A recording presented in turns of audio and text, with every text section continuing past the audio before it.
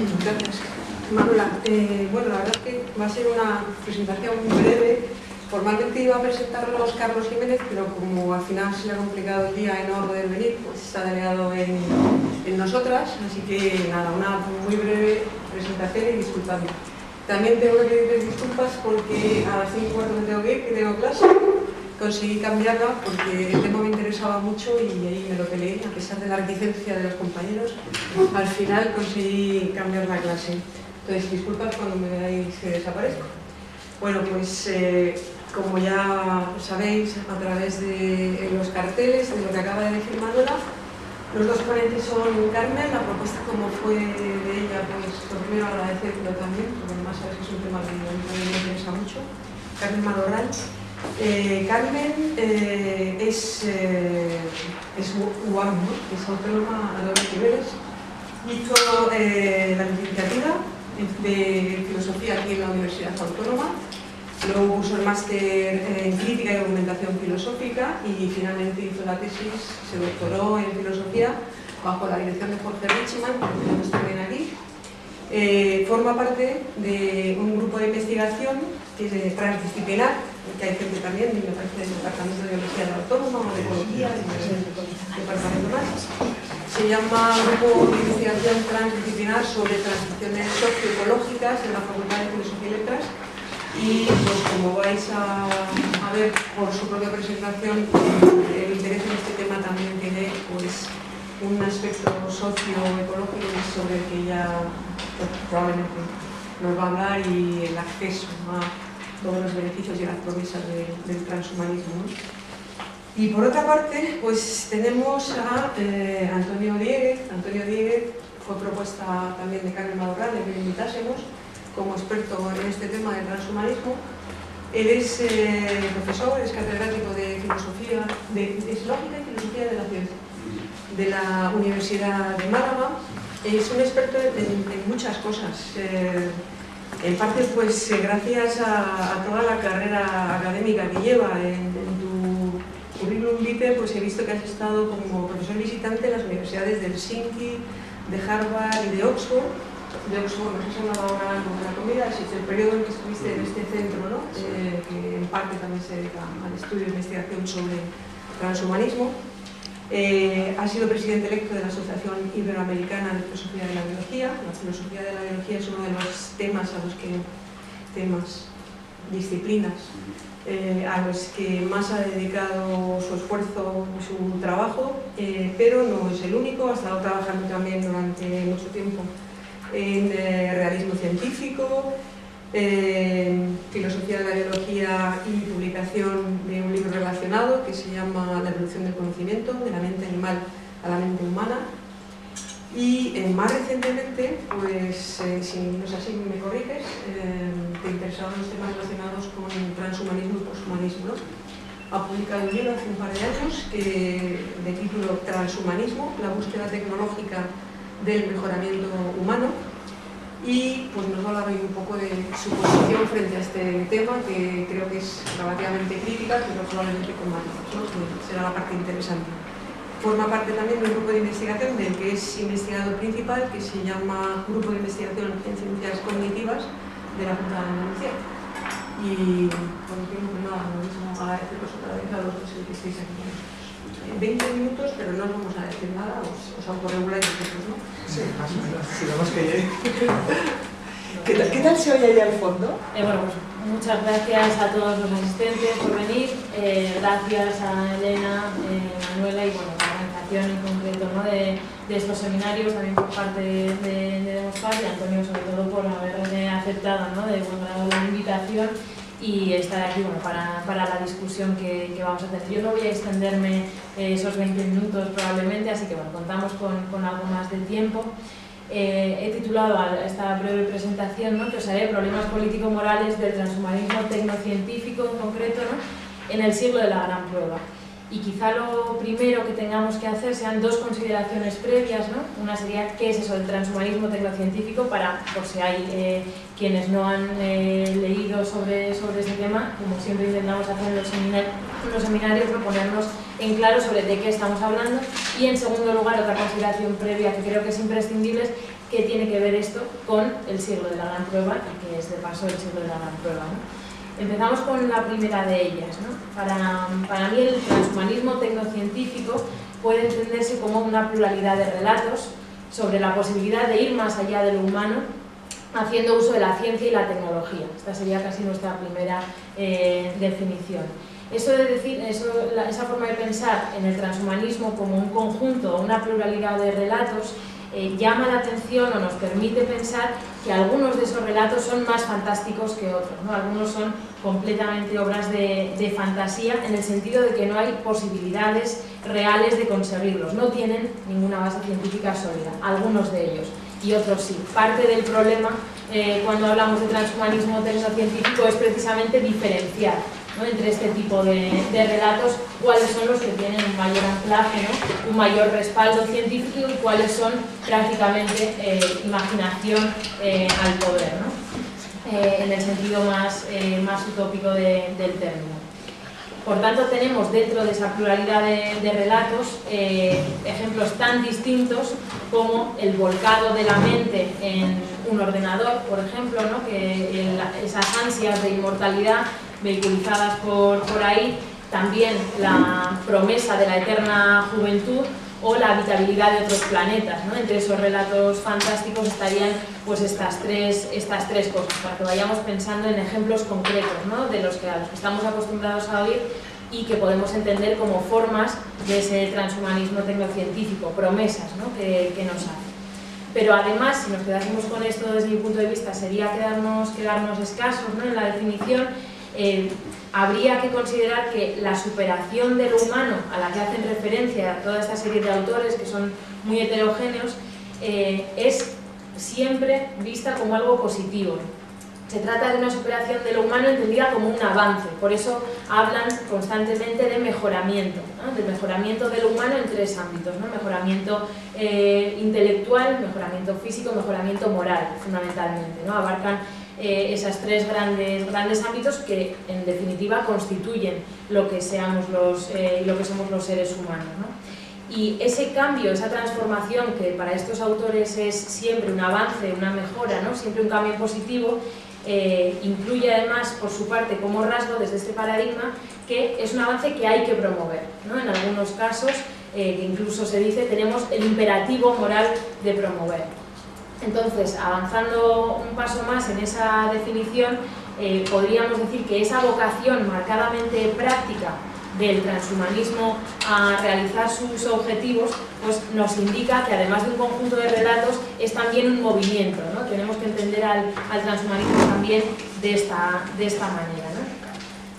Esta sería mínimamente, ¿no?, la definición conjunta. El transhumanismo tecnocientífico como pluralidad de relatos que pretenden trascender lo humano, en ese sentido de mejorarlo en las tres facetas, intelectual, física y moralmente, a través de la ciencia y la tecnología con una marcada orientación práctica, ¿no? Y pese a la heterogeneidad, y esto hay que reconocerlo, ¿no?, de las voces que vienen desde el transhumanismo, un rasgo que sí es común a este paradigma es la consideración de que estos cambios, como digo, son un avance, una mejora, el siguiente paso evolutivo, ¿no? La diferencia respecto a otros cambios evolutivos que señalan estos autores es que ahora están en nuestras manos, ¿no? Y cómo no vamos a ponernos manos a la obra, digamos. Por lo que respecta a la segunda consideración previa, ¿no?, antes de pasar a los problemas del transhumanismo como tal, era esto de qué es el siglo de la gran prueba o por qué, que tiene que ver con el transhumanismo. Tomo esta noción de siglo de la gran prueba, que ya están usando otros muchos autores, ¿no?, que acuñada por Jorge Leisman, porque pone el énfasis precisamente en el reto al que nos pagan las necesidades de la población mundial y por otra, no choquen con los límites biofísicos del planeta. Lo complicado, como imagináis, es cómo hacer ambas a la vez, ¿no? Cómo satisfacer esas necesidades, cómo, digamos, hacer que nuestras sociedades, con sus economías, como sabéis dentro, pesen menos sobre el planeta, de forma que hagan que dejemos de colisionar, por decirlo así, con los límites biofísicos del planeta. Y bueno, para mí, desde el tipo de estudios a que estoy acostumbrada, tomarse en serio este tipo de problemas, tomarse en serio esta cuestión, asumir en lo que podamos asumirlo, que vivimos en el siglo de la gran prueba, nos emplaza a vincular esta perspectiva, ¿no?, a cualquier propuesta de futuro, como es la propuesta de futuro que plantea el transhumanismo, ¿no?, a mirarlo desde esta óptica. O si se prefiere, en lugar de compartimentar las discusiones, ¿no?, y entender que hay problemas sociales vinculados a la desigualdad, que hay problemas ecológicos vinculados a la extralimitación, o si nos quedamos en una parte más superficial, vinculadas al cambio climático, y luego problemas que plantea el horizonte o el futuro, algunos vinculados a la propuesta transhumanista, pues en lugar de hacer eso y tratarlo como problemas diferenciados o independientes, a mí lo que me interesa es, que me parece que puede ser de interés, conectar estas cuestiones, porque creo que en la práctica lo están y mucho, ¿no? Podemos aprovechar también ese enfoque colectivo, que es otra de las cosas que intentamos, yo creo, desde el instituto, ¿no? Tratar desde distintas disciplinas problemas complejos. Eso es las ventajas que tiene trabajar con gente que son de otras ramas, ¿no?, de conocimiento. Pues bien, en primer lugar, ya entrando en la parte, ¿no?, después de estas dos consideraciones previas, entrando en la cuestión de los problemas del transhumanismo tecnocientífico, y muy brevemente, el primero de ellos, yo creo que hay un grupo de problemas, serían los relacionados con los presupuestos teóricos del propio transhumanismo, ¿no?, algo que comparten toda una serie de autores, aunque luego sus propuestas concretas sean muy heterogéneas. Y en este sentido habría al menos dos, ¿no?, que aparecen inmediatamente y que dejo aquí planteados para la discusión. Podemos rebatir, desde mi punto de vista, ¿no?, puede plantearse ese rechazo que mantienen a la imperfección humana, ¿no? Podemos, en lugar de asumir que la imperfección humana sea algo que tenemos que corregir mediante cualquier invento científico o tecnológico, más bien podríamos avanzar hacia ese humanismo del ser humano defectuoso, del que también nos hablaba Jorge, ¿no?, en alguno de sus libros, acoger de alguna forma los límites también de la condición humana, aceptar la vulnerabilidad como un rasgo que nos define y que nos constituye, ¿no? En ese sentido, la idea de que somos seres interdependientes y ecodependientes, ¿no?, con todo lo que ello conlleva, pues creo que tiene mucho sentido, ¿no? Por tanto, podríamos comenzar quizá esa discusión con los propios presupuestos de los que parten estos autores por ahí, ¿no?, apelando a que precisamente somos seres imperfectos, pero que esto es un rasgo que reconocemos y asumimos, o al menos lo intentamos, ¿no?, en lugar de tratar de solucionarlo por medios técnicos. Y en segundo lugar, o como segundo de esos presupuestos muy relevantes que todos comparten, yo creo que podemos también, y es importante, señalar la confianza o la fe incluso, ¿no?, ciega que depositan en la tecnología, ¿no?, casi como si fuese un elemento neutral, una herramienta a la que podemos echar mano para solucionar nuestros problemas, ¿no? Luego veremos, si queréis, en la práctica algunos ejemplos de esto, pero este es otro de los presupuestos de los que parten y quizá pues, tenga sentido señalar.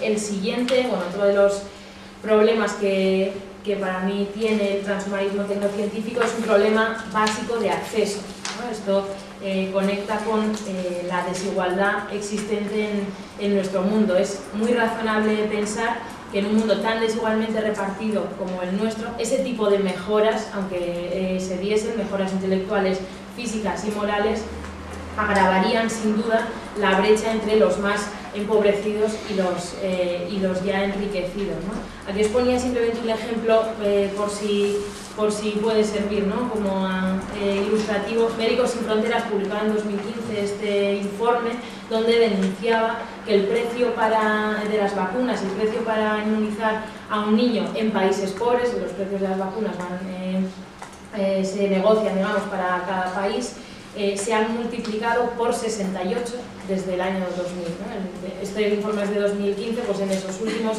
14 años el precio de las vacunas había multiplicado en este porcentaje tan alto, ¿no? Estamos hablando de vacunas para la neumonía, la diarrea o incluso el cáncer cervical, es decir, este tipo de cosas. ¿Por qué? Esa es la cuestión. Habríamos de pensar que en un mundo en el que las cosas funcionan así, el tipo de avances, mejoras que promete el transhumanismo tecnocientífico iban a repartirse de forma equitativa o de otro modo, ¿no? Esto sería uno de los principales problemas. Otro sería el problema de soberanía, un problema democrático básico, problema relacionado con el poder, ¿no? como queramos llamarlo. Esto tiene varias ramificaciones. Por un lado, habría que preguntarse quiénes están ya hoy en la práctica tomando las decisiones sobre el rumbo de los desarrollos tecnocientíficos y de la investigación, ¿no? Eso sería una discusión posible. Otra tiene que ver con el manejo de datos y de cantidad de información, ¿no? Y cómo esto representa también en nuestras sociedades un enorme poder y a futuro va a representarlo, y tampoco parece que por ahí estemos yendo en camino a una participación, ¿no? activa o democrática en la gestión de los mismos. Pero es que además hay un riesgo, yo diría, asociado a esto, y es confiar en las técnicas o tecnologías, ¿no? para solucionar problemas sociales, ¿no? Y esa es una tendencia que sí se ensalza bastante desde el transhumanismo. Yo aquí os ponía un ejemplo. Este es, pese a lo que parezca, es un cartel de una campaña electoral del año pasado en Tokio. Esta es Michito Matsuda, que fue la candidata a la alcaldía de uno de los distritos de Tokio y quedó en tercer lugar, solo unos votos por debajo del segundo candidato humano. Y la idea que hay detrás, ¿no? de este robot con presencia, como se ve, ¿no? femenina y programada por dos de las grandes compañías, ¿no? que se dedican a esto con inteligencia artificial, la idea que hay detrás, independientemente del ejemplo, era presentar o que comenzar a normalizar el discurso de que para acabar con la corrupción, para trabajar con unas políticas imparciales y equilibradas, esto era parte de lo que se decía detrás, pues era imprescindible ir avanzando hacia que fuesen algoritmos y no humanos quienes lo llevasen a cabo, ¿no? Esa era la senda, normalizar un futuro en el que los algoritmos de alguna forma pudiesen recoger y analizar deseos de la población. Eso en parte pueden hacerlo, ¿no? De recoger y analizar datos, pero se asumía también que inmediatamente por eso podían convertirlos en algo parecido a políticas neutras, ¿no? neutrales, o que representasen los intereses de la mayoría mucho mejor que un ser humano que probablemente iba a corromperse, ¿no? Esto es parte de lo que encontramos también aquí detrás. Bueno, pues son, como digo, de esos problemas que podemos agrupar como problemas de soberanía o problemas democráticos ya en sí mismos. Avanzando, sé que estoy dejando muchas cosas en el aire, pero bueno, luego para la discusión, ¿no? Así vamos planteando varios de ellos. Habría un problema enorme a tener en cuenta en este sentido, que es el de la irreversibilidad de los cambios, que tampoco se está teniendo, yo diría, suficientemente presente ni para el transhumanismo ni en general. En un mundo lleno como el que habitamos, ¿no? En el que las consecuencias de nuestras acciones tienen una capacidad de impacto, una capacidad de alcance mucho mayor al que estábamos acostumbrados en el resto de la historia humana. O sea, somos capaces hoy de afectar a los seres humanos y a seres vivos, presentes y futuros, mucho más que nunca antes en la historia. Eso también debería conllevar un cambio político y moral por nuestra parte. Es decir, deberíamos ser capaces de aumentar nuestra responsabilidad en la misma medida en que ha aumentado nuestra capacidad de impacto, para impactar en las vidas de otros seres presentes, ya digo, y futuros. La ética tiene mucho que ver con esto, ¿no? Con hacerse cargo, con ser capaz de hacerse cargo, o al menos intentar hacerse cargo de las propias acciones, ¿no? Ampliar, por tanto, la responsabilidad en lugar de pues ser, digamos, ajeno, ¿no? a esos cambios, sobre todo los que van a ser irreversibles, ¿no? Y tenemos bastantes indicadores en ese camino, desgraciadamente. Y este está muy conectado con otro grupo de problemas, que es el de la imprevisibilidad de las consecuencias, ¿no? Aquí, de nuevo, ¿no? una llamada a la prudencia ante el desconocimiento de qué consecuencias pueden tener alguno de estos inventos, ¿no? En el transhumanismo, y quizá, bueno, Antonio lo conoce muy bien, hay toda una serie de cuestiones que se pondrían en marcha, y podríamos seguir. El transhumanismo ofrece una utopía, bastante clásica, en el sentido de que comparte los rasgos fundamentales, ¿no? de una utopía moderna, que son partir del análisis crítico del presente, ¿no? Estar descontento con una situación del presente. En el caso del transhumanismo, con lo que se está descontento es con la imperfección humana, ¿no? con ese hecho de nuestra propia condición de ser seres pues, muy mejorables. En segundo lugar, plantea un futuro deseable como horizonte, ¿no? Esto también lo hacen todas las utopías modernas y en ese sentido el transhumanismo también puede leerse así, ¿no? Plantea un horizonte deseable y finalmente busca darse los medios para esa transformación, ¿no? Como hacen las utopías. En este caso los medios para llevar a cabo esa transformación son la ciencia y la tecnología. Y por tanto, la utopía tecnófila que plantea el transhumanismo tecnocientífico encaja perfectamente con las tendencias ya presentes en nuestra sociedad, ¿no? Frente a las nociones aburridas, digamos, ¿no? Y vinculadas a esto de los límites, ¿no? No hay nada peor casi en nuestro tiempo que decirle a alguien hasta aquí, ¿no? No puedes hacer ciertas cosas. Frente a esa noción tan denostada de límite, o frente a las propuestas más parecidas a la reducción o a la autocontención, las nuevas posibilidades, ¿no? Un mundo de posibilidades nuevas, incluso un nuevo modelo de ser humano, ¿no? Nos ofrece un tipo de imaginario muy atractivo para el tipo de sociedades que hemos generado. Y más allá del propio discurso, este problema de la oportunidad, ¿no? Del momento, también a nivel material esto plantea un problema, la aparición de algo como el transhumanismo tecnocientífico, y es que la centralidad que han ganado este tipo de cuestiones, ¿no? Hace que se esté dedicando una cantidad muy importante de recursos, tanto en tiempo como en dinero, ¿no? Recursos en investigación, pero también atención social a este tipo de planteamientos, en lugar de estar organizando, iniciando, ¿no? Estudiando también las transiciones o, si lo queremos ya, el aterrizaje de emergencia, ¿no? Que deberíamos estar haciendo como sociedades. Entonces, por eso lo planteo también vinculado, ¿no? Como un problema de oportunidad.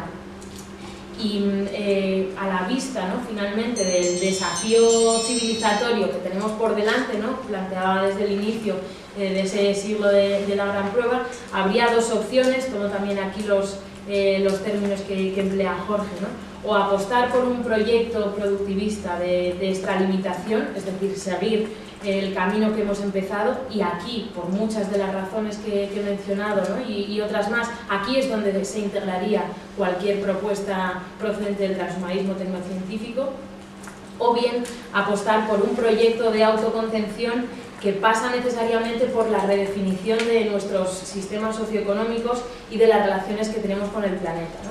Estos serían, desde mi punto de vista, ya digo, hay muchos más, algunos de los grupos de problemas a los que tendríamos que atendernos si quisiéramos tomarnos en serio, por una parte, el momento en el que vivimos, que podemos sintetizar como ese siglo de la gran prueba, y a la vez pues, mirar a esta propuesta del transhumanismo, ¿no? Y bueno, por mi parte, muchas gracias.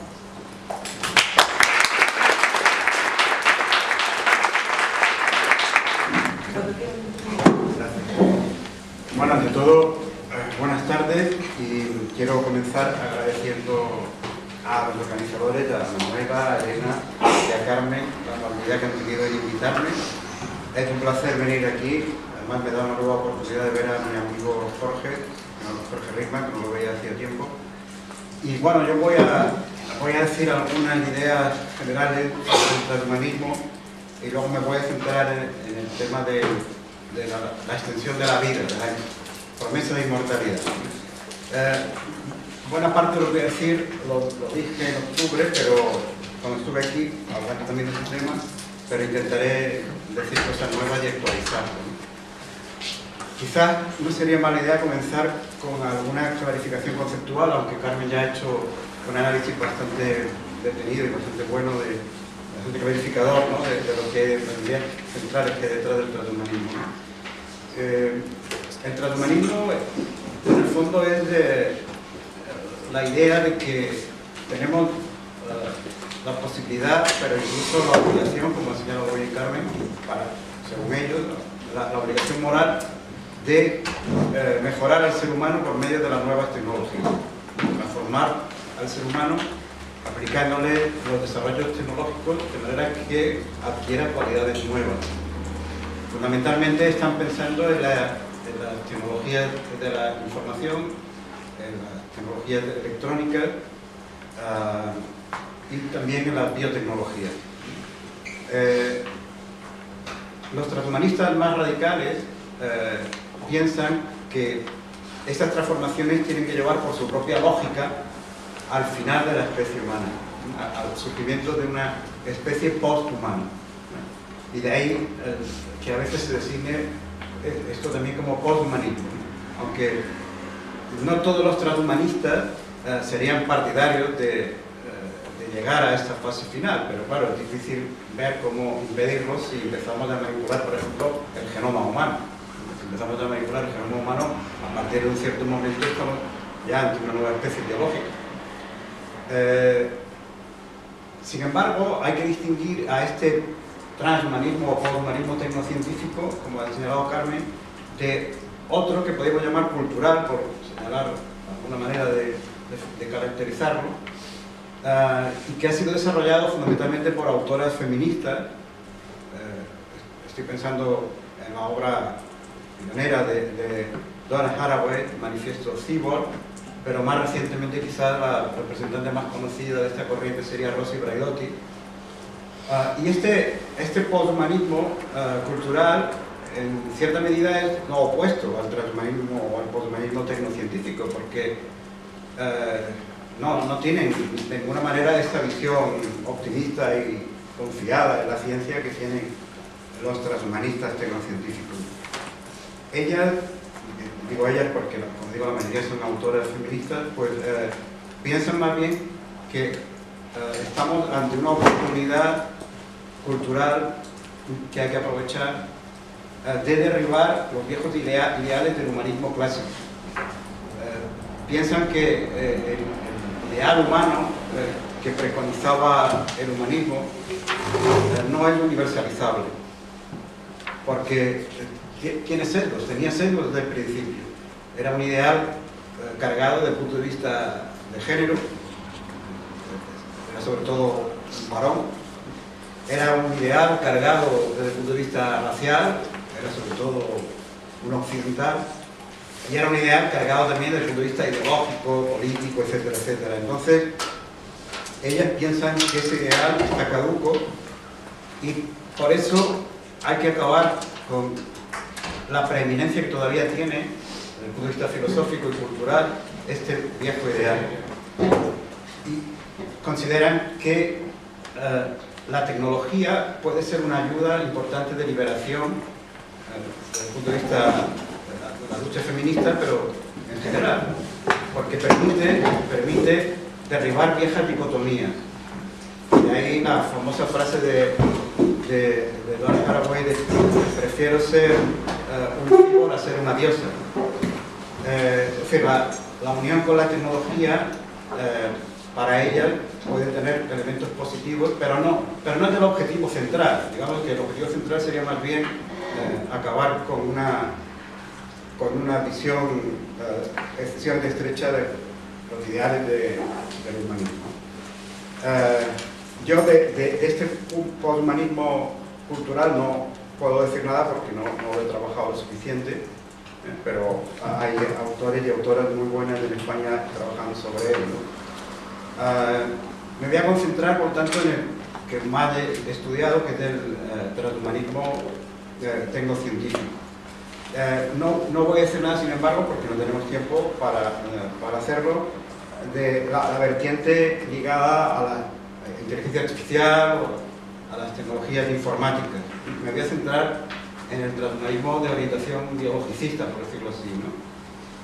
E incluso dentro de esta corriente me voy a centrar en el problema o la cuestión de la inmortalidad, que al fin y al cabo es la cuestión central, porque no podemos engañarnos. Ese es el punto que le hace más atractivo para mucha gente, ¿no? Desde el punto de vista mediático, sobre todo, ¿no? Es que resulta que están prometiendo que no vamos a morir jamás, ¿no?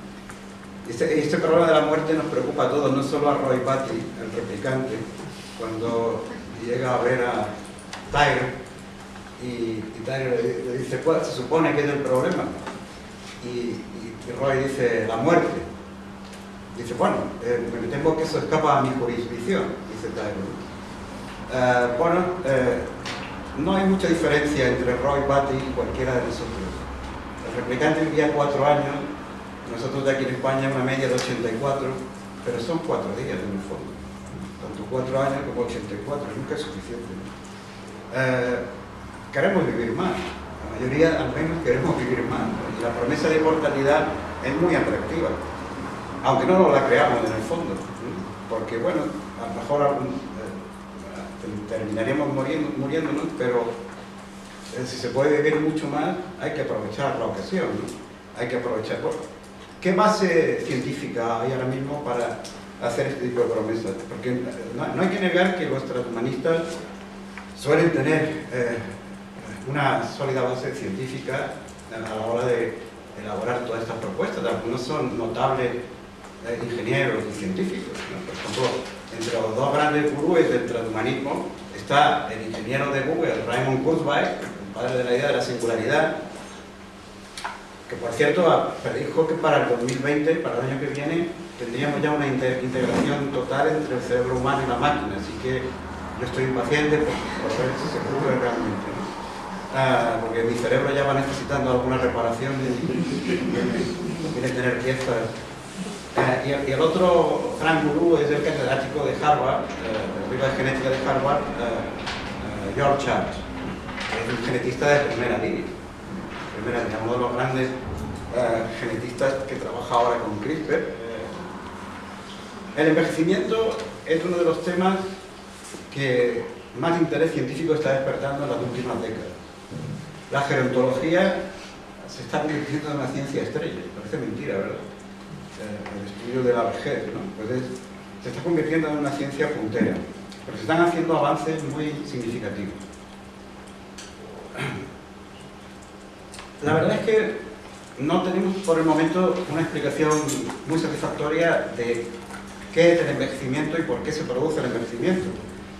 Y lo más probable es que no exista una única explicación del envejecimiento, ¿no? Que el envejecimiento obedezca a múltiples factores y que no podamos aislar, digamos, la causa del envejecimiento. Pero por muy diversos que sean estos factores, si se pueden determinar con precisión y se pueden estudiar el modo en que proceden todos los procesos biológicos ahí implicados, en principio no hay nada que pueda impedir que podamos controlarlo tecnológicamente. Al menos en principio la idea es científicamente aceptable. De hecho, frente a lo que puede parecer, envejecer es una cosa muy plástica en el mundo vivo. Incluso podemos decir que hay algunos seres vivos que no envejecen nunca, ¿no? Está el caso de la hidra, que es ese animalito verde que se ve ahí, un animalito que tiene 2 milímetros de tamaño. El animal más longevo que se conoce es una almeja de Islandia, que cuando se pescó tenía 600 años. Eso se puede saber cortando las anillas de la concha. O sea que cuando Colón pasó con las carabelas del camino de América, esa almeja llevaba ya 100 años en este planeta, ¿no? Bueno, todos sabemos también de las plantas, ¿no? Los árboles milenarios, ¿no? Pueden tener más de 4.000 años en algunos casos, mamíferas gigantes en Estados Unidos, aquí en España, pues algunos olivos, por ejemplo, algunos nogales. Hay el tiburón de Groenlandia puede vivir 400 años, y entre los mamíferos, pues las ballenas pueden llegar a los 200. Han descubierto ballenas que llevaban clavadas arpones del siglo XIX, o sea que todavía estaban vivas, ¿no? De manera que el envejecimiento es muy diferente en distintas especies de animales, a veces radicalmente diferente en especies muy emparentadas. Por ejemplo, la langosta es enormemente longeva comparada con cualquier otro crustáceo. La langosta puede llegar a vivir 80 años. Ningún crustáceo vive tanto. Es una diferencia enorme. Bien, esto significa que algo hay en la biología de estos seres vivos que hace que unos envejezcan más rápido que otros. Lo que se trata, por lo tanto, según los científicos, es de ver si esto lo podemos controlar. Si lo pudiéramos controlar, podríamos incluso abrigar la esperanza de, si no la inmortalidad, porque nadie está libre de que un día lo atropelle un camión al cruzar una calle, sí al menos de la amortalidad, es decir, de que vivamos sin envejecer y podamos mantenernos vivos el tiempo que queramos. Hay un gerontólogo, Aubrey de Grey, que se ha hecho famoso justamente, este señor de la barba larga que tienen ahí, que se ha hecho famoso justamente por decir que la primera persona que vivirá 1000 años ha nacido ya. Así que a lo mejor alguno en esta sala cumplirá los 1000 años. A mí, mi generación, yo creo que le pilla ya un poco tarde. Fuimos la primera generación de la EGB, vamos a ser los últimos en morirnos. La verdad es que no es una situación muy cómoda, pero en fin, no hemos tenido suerte. Aubrey de Grey dice que en el 2029 será el año en que se alcanzará la velocidad de escape de la longevidad. ¿Qué significa eso? Bueno, hemos ido viendo a lo largo del siglo XX que en muchos países, en los países desarrollados, pero ahora en otros no tan desarrollados, la longevidad, la esperanza de vida ha ido aumentando a lo largo de todo el siglo XX. Y ha ido aumentando a un ritmo de 2 años y medio por década. Si este ritmo se mantuviera, esto significaría, por ejemplo, que por cada año que pase, no nos acercamos a nuestra muerte en un año, nos acercamos a nuestra muerte solo 9 meses. Si conseguimos aumentar la longevidad gracias a los avances médicos, a los sanitarios, etc., y en nutrición, como él piensa, como Aubrey piensa, pues entonces esta separación se irá haciendo cada vez mayor. Es decir, si la esperanza de vida de un español ahora es de 84 años, es muy posible que dentro de 10 años pues sea de 90. De hecho, para el 2040 está previsto que ya España sea el país más longevo del mundo. Ahora mismo somos el segundo, después de Japón. Para el 2040 seremos el primero en longevidad. Bien, entonces, esa esperanza de vida se irá alargando, de manera que nos acercaremos, por cada año que pase, nos acercaremos a nuestra muerte cada vez menos tiempo. Hasta que llegue el día en que por cada año que pase, la esperanza de vida aumente en 1 año. Cuando llegue ese momento, significa que ya no vamos a llegar al día de nuestra muerte. Porque si por cada año que estoy viviendo tengo otro año más de esperanza de vida que añadir a los que ya tenía, pues entonces podré vivir de manera indefinida. Ese es el año que llama Aubrey de Grey el año de la velocidad de escape de la longevidad, y él lo sitúa en el 2029. Así que por lo menos el objetivo para los que ya hemos tenido cierta edad es mantenernos hasta ese año, hasta el 2029. Pero bueno, eso no quiere decir que nos tengamos que conformar con ser siempre personas con aspecto ya envejecido, porque la medicina irá avanzando tanto que podremos rejuvenecer todas las células de nuestro cuerpo. Es decir, que no solo no moriremos, sino que el estado en el que viviremos será el de una eterna juventud. Es una promesa importante, claro. No me sorprende que las religiones estén tan interesadas en este asunto, porque es prometer el paraíso de la tierra casi, ¿no? Al menos como lo ven ellos. Desde el punto de vista de la biología evolutiva no está muy claro qué explicación darle al hecho de que muramos, envejezcamos y muramos. Desde un punto de vista estrictamente darwinista, lo lógico sería vivir mucho, porque cuanto más vivas, más descendientes dejas y más genes pasan a las siguientes generaciones.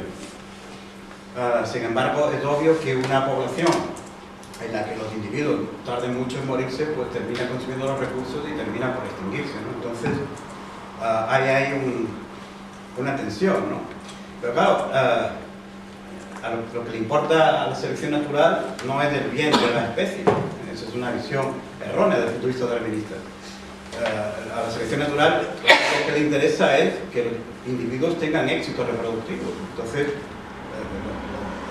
lo ideal para eso es vivir mucho más y así podríamos tener más descendientes.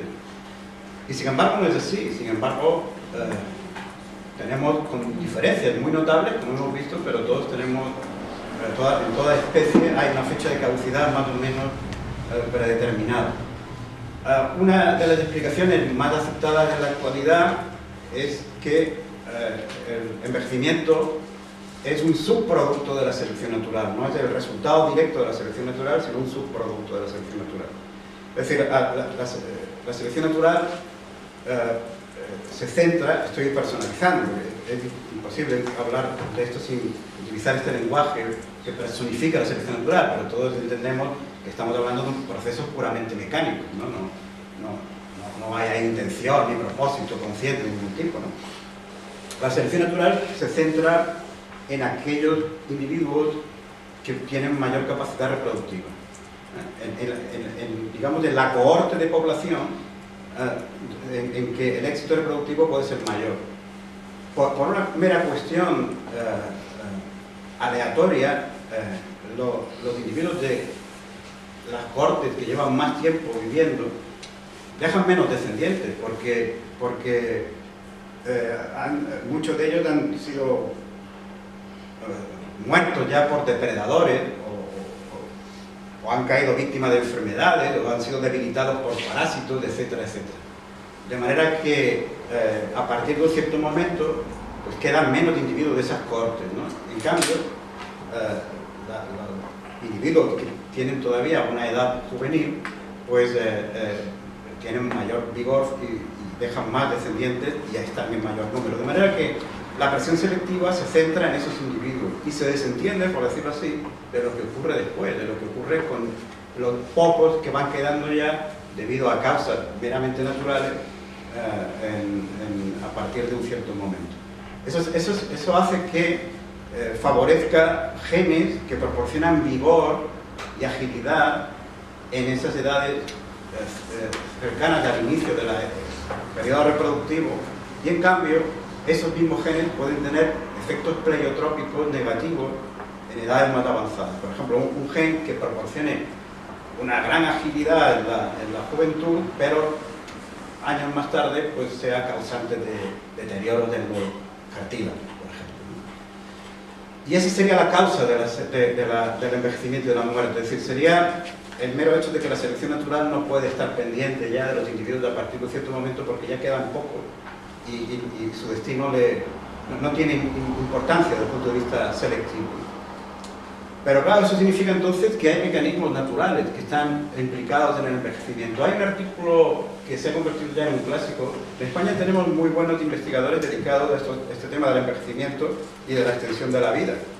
Entre ellos, dos que aparecen en este artículo: Carlos López Otín, de la Universidad de Oviedo, y María Blasco, del CENIR.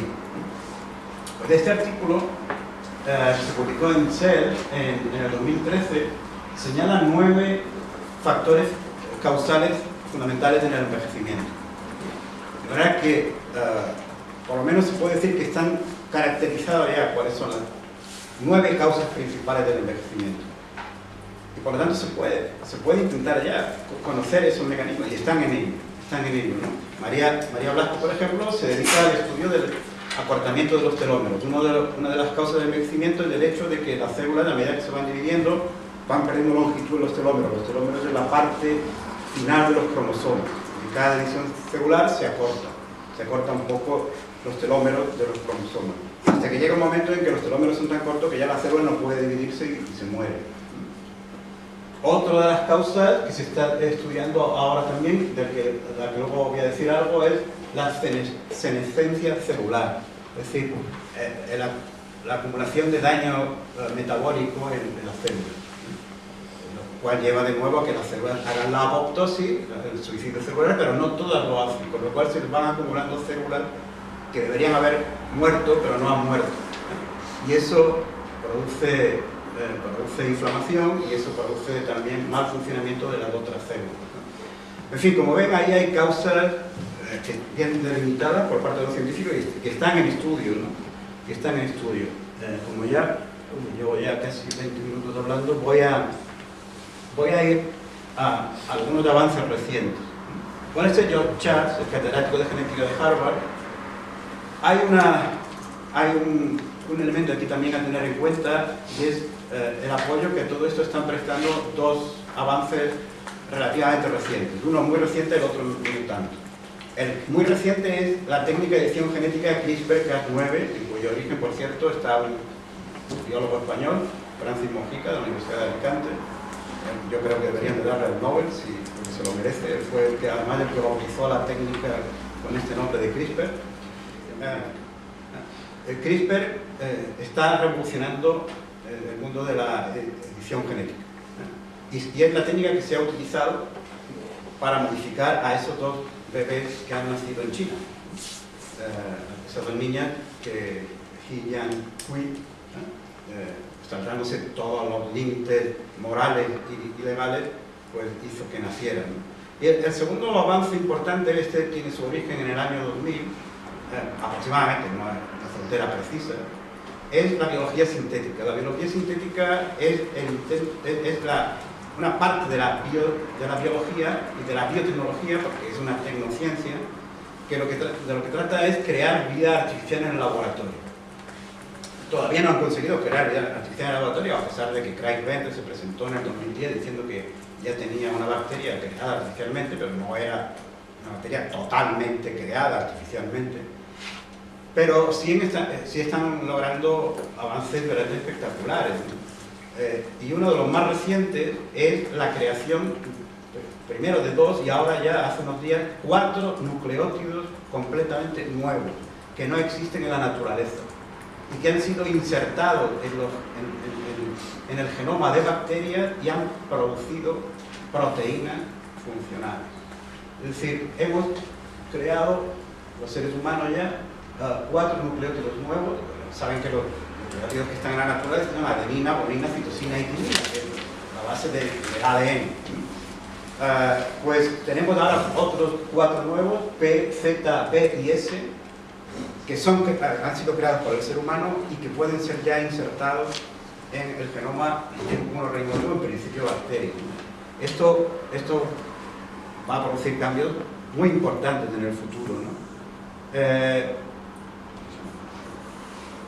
Esta es María Blasco. María Blasco en el 2016 publicó un artículo en el que explicaba cómo ella y su equipo habían conseguido obtener ratones con telómeros más largos y más longevos.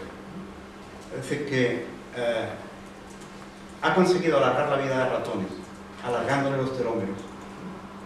Y un ratón evolutivamente está muy cercano al ser humano, es un mamífero igual que nosotros.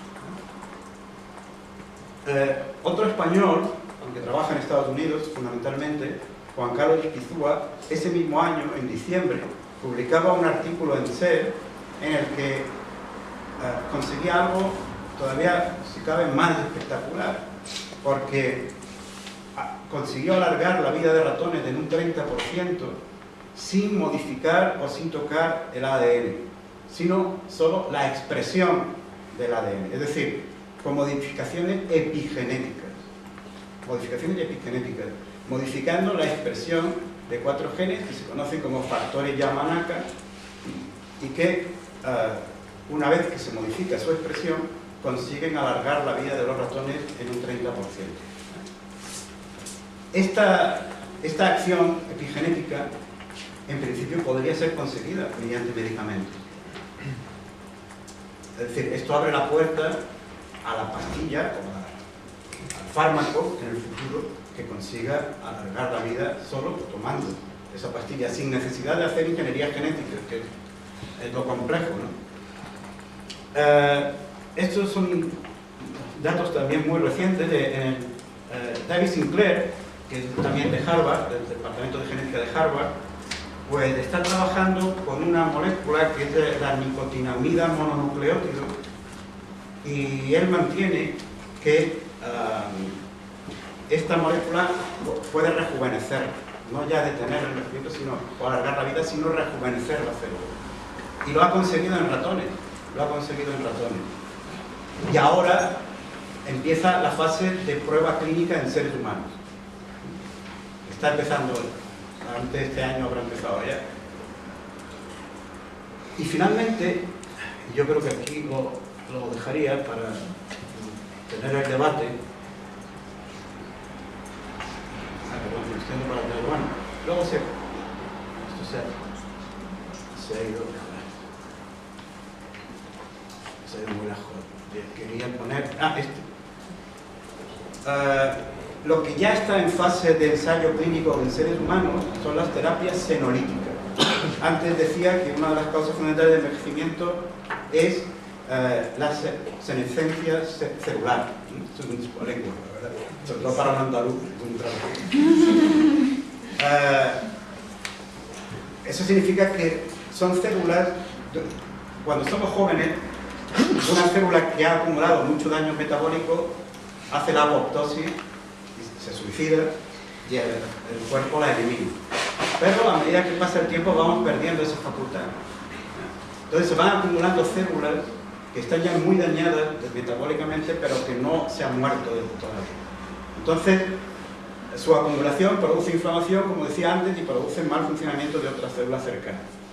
Bueno, pues en ratones, la foto no se ve muy bien, pero si la veis en internet es espectacular.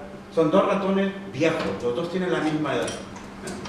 Solo que uno parece un ratón muy viejo y el otro no, el otro parece un ratón joven. Tiene el pelo lustroso, los ojos muy abiertos, muy musculoso, mucho más de estos que enamoran. Es un ratón con el que uno lo perdería todo. Pues, y tiene la misma edad. Y ha sido únicamente utilizando de nuevo medicamentos capaces de retirar esas células. Y esto ya está en prueba en seres humanos. Y aquí estamos hablando ya no solo de alargar la vida, sino de rejuvenecer. Bien, y ya con esto voy concluyendo. ¿Qué conclusión sacar de todo esto? ¿Tienen razón entonces los transhumanistas de que podemos ser inmortales? Bueno, yo pondría como detalle el título de un libro de María Blasco, que se ha publicado hace un par de años. María Blasco y una periodista científica, no recuerdo ahora el nombre. Mónica Solórzano. Creo que sí. Se titula Morir joven a los 140 años. Ese sí, para ella al menos, no todos los que se dedican a esto pensarían que eso es factible a corto plazo al menos. Pero ella sí, ella piensa que eso sí podría llegar a conseguirse.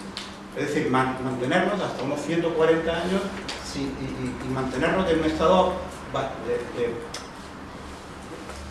condiciones físicas y mentales de juveniles. Más allá de eso ya sí que es pura fantasía. Y no podemos saber si hay obstáculos insalvables para producir este rejuvenecimiento de una forma indefinida.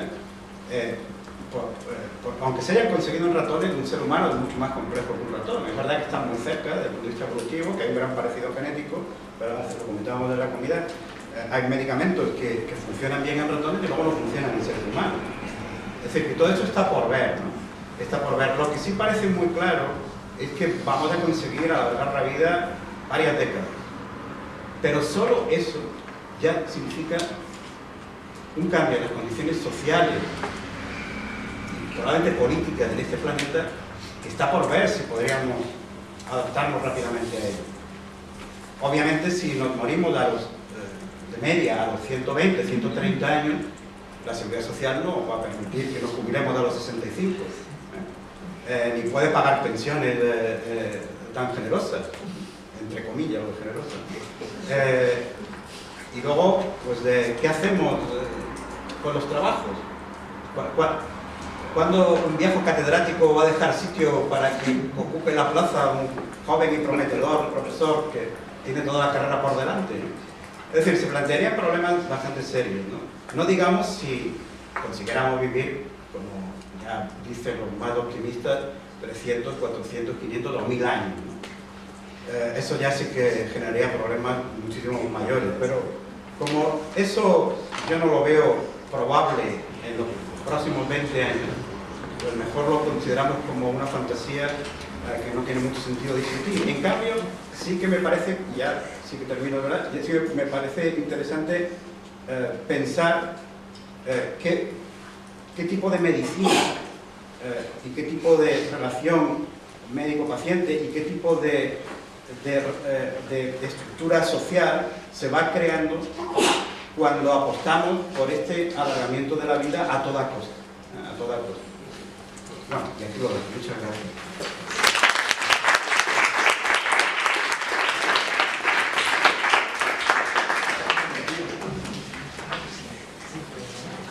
Pues muchísimas gracias a Carmen y a Antonio por esta presentación tan sugerente, porque vamos, nos han planteado unos escenarios increíbles. Así que bueno, hacemos una primera ronda de intervenciones, si os parece.